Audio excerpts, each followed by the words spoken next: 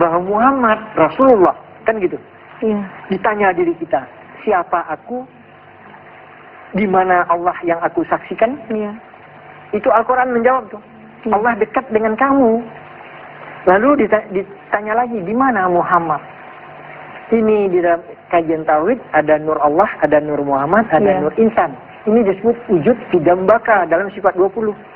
Ini kajian tauhid. Jadi kalau masuk kajian tauhid sebenarnya nggak sulit, tadi ditanyakan sulit, nggak sulit.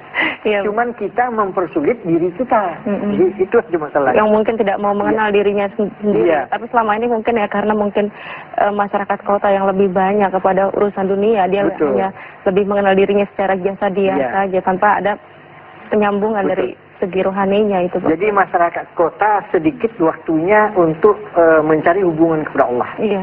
Nah, masyarakat desa dengan ilmu formal yang rendah, tapi waktu untuk berhubungan kepada Allah lebih banyak. Iya. Saya pernah menulis di dalam Mencintai Ilahi, seorang petani, dia ingin mencari kehadiran Allah. Dia belum menemui Allah. Setiap paculnya dipaculkan Allah, Allah. Itu nggak salah, Mak. Nggak salah itu. Nanti salah lagi. Wah, jangan baca Allah di tengah sawah. Tidak demikian.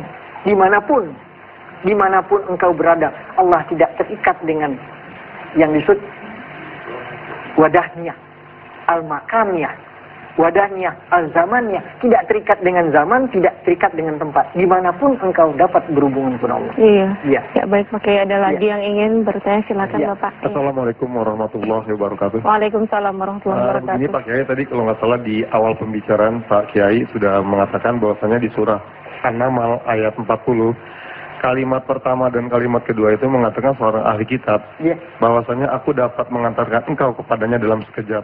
Tolong dijelaskan pakai kalimat tersebut. Iya, dalam sekejap. Ini sekejap mata. Agak sulit. Pertanyaan lebih lanjut begini aja. Apakah itu masih ada sekarang? Ya. Apa yang ditulis, diwahyukan Allah di dalam Al-Quran itu masih modern, masih bisa diwafatkan sampai sekarang. Tanpa akhir zamannya, tanpa akhir zaman. Jadi kalau ada kalimat di situ, aku dapat mengantarkan engkau kepadanya dalam sekejap mata, insya Allah. Kalau itu tidak ada lagi tauhid habis. Ya. Jadi karena ada kalimat itu dan diwariskan kalimat itu kepada orang-orang yang menguasainya, arif billah.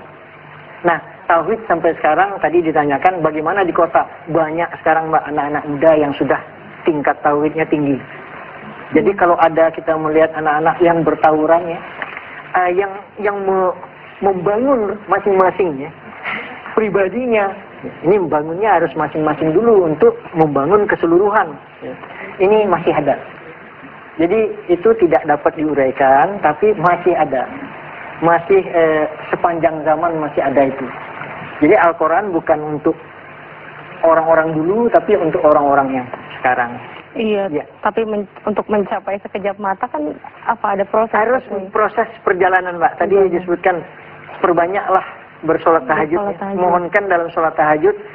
Selama ini kan kita bicara sholat tahajud, tolong dibebaskan aku dari utang. Tolong dibebaskan aku dari masalah yang ada.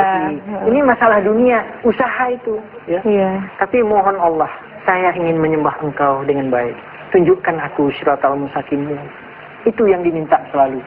Insya Allah, janji Allah akan tiba. Banyak di dalam ayat-ayat di dalam Al-Quran yang mengarah kepada kemudahan untuk berhubungan kepada Allah ini. Nah, tergantung bagaimana manusianya untuk mau memulai. Untuk kalau engkau berusaha setekun-tekunnya, kan gitu. Jadi kalau engkau ingin berusaha, banyak jalan.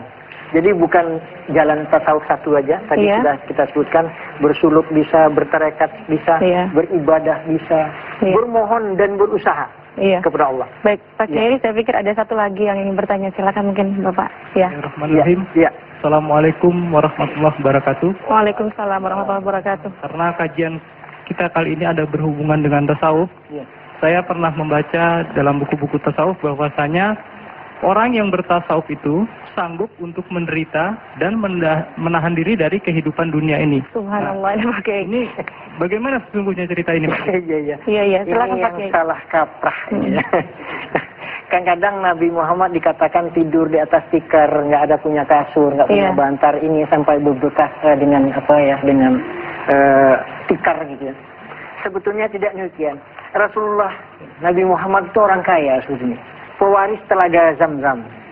Iya, itu yang punya telaga Zam-Zam itu waktu Nabi Ismail dan Siti Hajar, istri Nabi Ibrahim, itu kakek Nabi Muhammad.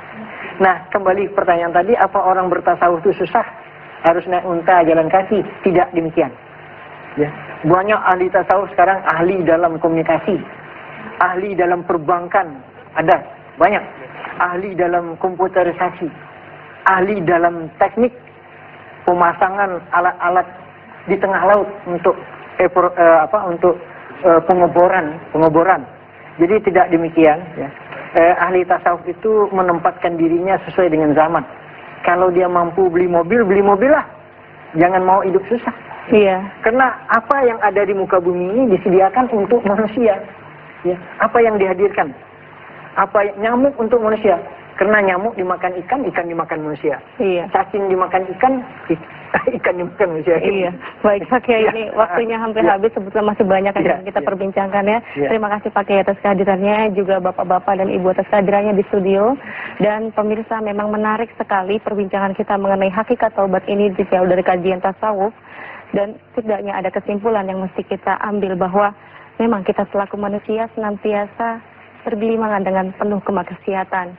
Dan salah satu penyelamat dari kita menghindarkan kemaksiatan itu adalah pintu taubat. Bahkan sampai detik-detik akhir menjelang ajal kita, Allah masih tetap membuka pintu taubat itu. Dan kesempatan kita, jikalau kita mau merubahnya, maka masukilah pintu taubat itu. Jikalau Anda tidak mau, maka hanya penyesalan yang Anda dapatkan.